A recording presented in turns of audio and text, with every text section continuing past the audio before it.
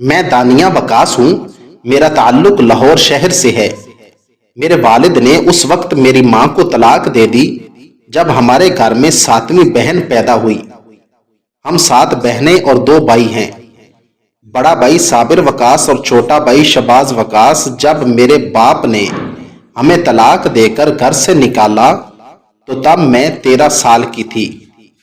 گھر سے نکلنے کے بعد ہمارے پاس نہ رہنے کو جگہ تھی، نہ کھانے کو رزق، نہ پہننے کو کپڑا۔ ہم لوگ مغل پورہ ورکشاپ کے قریب کھلے آسمان تلے رہنے لگے، اور کبھی بارش آتی تو ریلوے پھاٹک پر بنے 2 چھوٹے چھوٹے برآمدے ٹائپ کمروں میں گھس جاتے۔ میری ماں نے قریبی گھروں میں کام ڈھونڈا۔ میں، میری بہن، میری ماں، ہم تینوں کام کرنے لگی۔ چھوٹے 3 بہن بھائی کچرے کے ڈبے سے کھانے کی چیزیں، پلاسٹک اور ردی اٹھا لاتے۔ یوں گزارا ہونے لگا۔ ہم نے کپڑے سے جھگی نما گھر بھی بنا لیا۔ قسمت میں آزمائش ابھی باقی تھی کہ میری ایک بہن اور بھائی جو کچرا سے پلاسٹک اکٹھا کرنے جاتے، ان کا ایکسیڈنٹ ہو گیا۔ بہن موقع پر مر گئی، بھائی کو ہسپتال منتقل کر دیا۔ میں بھائی کے ساتھ ہسپتال رہی، اور ماں نے جن صاحب کے گھر ہم کام کرتے تھے ان سے کہہ کر میری بہن کا رات کے اندھیرے میں جنازہ کروایا، مگر ہمارے پاس اتنے پیسے نہیں تھے کہ قبرستان میں دے کر قبر کی جگہ لے سکتے۔ مجبوراً وہیں ریلوے لائن کے ساتھ گڑھا کھود کر قبر کی مانند بنایا گیا، اور وہیں بہن کو دفن کر کے اوپر سے جگہ برابر کر دی گئی تاکہ پولیس تنگ نہ کرے۔ دوسری طرف بھائی کے علاج کی وجہ سے گھر میں فاقوں کی نوبت آ گئی۔ لوگ ہمیں قرض دے دے کر تنگ آ چکے، تو اب قرض کی بجائے جسم کا مطالبہ کرتے، ساتھ قرض معاف کر کے اور رقم دینے کا بھی لالچ دیتے، مگر میری ماں انکار کر دیتی۔ جیسے تیسے بھائی کا علاج پورا ہوا، مگر جن گھروں میں کام ملا ہوا تھا ان میں سے اکثریت نے جسم تک رسائی نہ دینے کی وجہ سے گھر سے نکال دیا۔ ماں اب میرے چھوٹے بہن بھائیوں کو یہ سوچ کر بھی باہر بھی نہ نکلنے دیتی کہ کہیں میں اپنی کوئی اور اولاد نہ کھو دوں۔ گھر میں فاقوں کی نوبت یہاں تک آ پہنچی کہ ماں کی چھاتی میں میری چھوٹی بہن جس کی عمر 9 ماہ تھی کو پلانے کے لیے دودھ بھی نہ رہا۔ ماں آخر ماں ہوتی ہے، پتہ نہیں کیسے اپنی اولاد کی یہ حالت برداشت کر گئی۔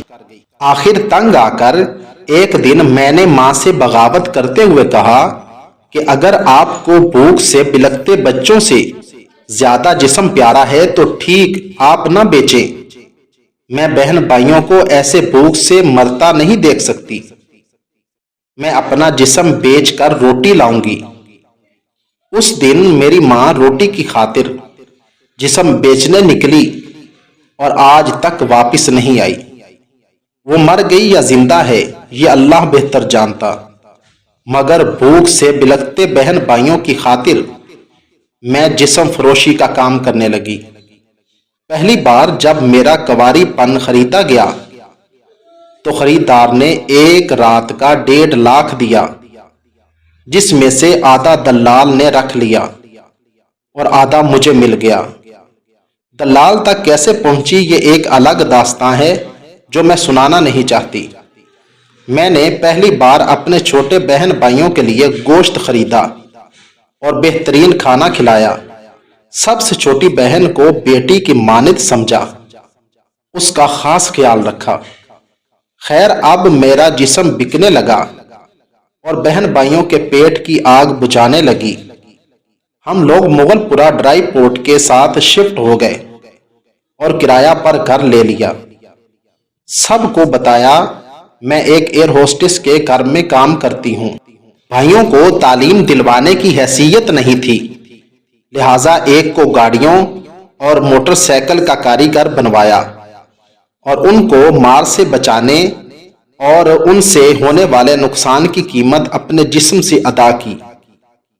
سب سے چھوٹی 2 بہنوں کو اسکول داخل کروایا، باقی 3 میں سے بڑی 2 کو شیف کے کورس میں داخلہ لے دیا اور چھوٹی کو سلائی سینٹر بھیجنا شروع کر دیا۔ وقت گزرتا رہا کیونکہ وقت کا کام ہی گزرنا ہے۔ وقت مشکل اور آسانی یا حسن اور جوانی کبھی بھی نہیں دیکھتا، بس گزر جاتا ہے پلٹ کر نہ آنے کے لیے۔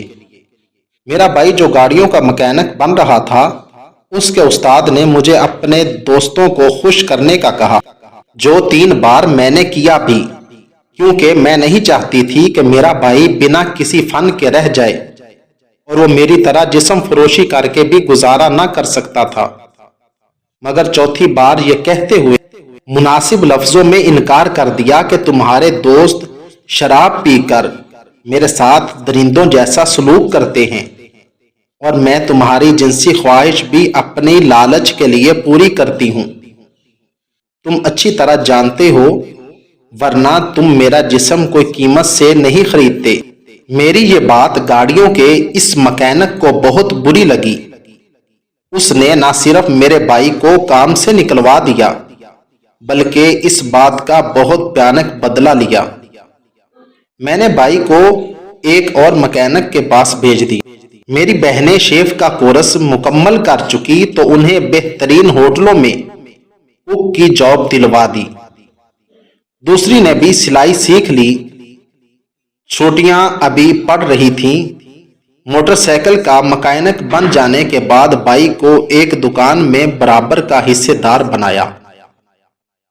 اب بہنوں کی شادی کا سوچ رہی تھی کہ گاڑیوں کا وہ مکینک جس کے دوستوں کو جسم تک رسائی دینے سے انکار کیا تھا، اس نے انہی دوستوں کے ساتھ مل کر میرے منہ پر تیزاب پھینک دیا۔ میری وہ شکل جس کی میں منہ مانگی قیمت وصول کرتی تھی، اس پر اب کوئی تھوکنا بھی گوارا نہ کرتا۔ یہاں تک میرے وہ بہن بھائی جن کی خاطر میں نے جسم فروشی کر کے پتہ نہیں کتنے گنا کمائے، وہ بھی نہ صرف مجھ سے خائف رہنے لگے بلکہ مجھے گھر سے نکال دیا۔ میں کچھ عرصہ بھیک بھی مانگتی رہی، مگر لوگوں کے بچے مجھے دیکھ کر ڈر جاتے۔ اس وجہ سے لوگ مجھے دھتکار دیتے اور بھیک نہ دیتے، تو مجبوراً میں لاوارث لوگوں کے ایک ادارے میں رہنے لگی۔ مجھے یہاں رہتے عرصہ گزر گیا ہے۔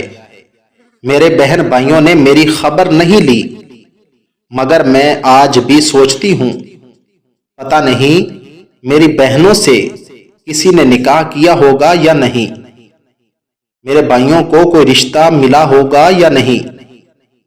یقین کریں، میں نے اپنے بہن بھائیوں کے لیے جن حالات کا سامنا کیا ہے، سگے والدین بھی نہیں کرتے، بلکہ وہ ایسا سوچنے سے پہلے مر جانے کو ترجیح دیتے ہیں۔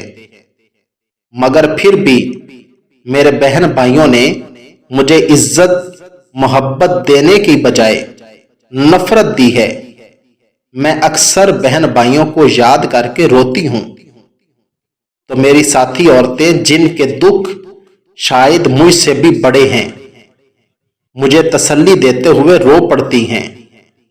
خدا را ان لوگوں کے لیے اپنی دنیا اور آخرت خراب مت کریں جو تمہارے برے وقت اور آخرت میں کام نہ آ سکے۔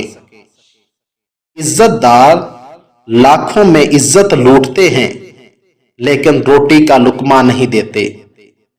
اگر آپ کو میری یہ ویڈیو اچھی لگی ہو تو ویڈیو کو لائک، چینل کو سبسکرائب اور ساتھ دیے گئے بیل آئیکن کے بٹن کو ضرور دبا دیں تاکہ ہماری آنے والی ہر ویڈیو آسانی سے آپ تک پہنچ سکے۔ شکریہ۔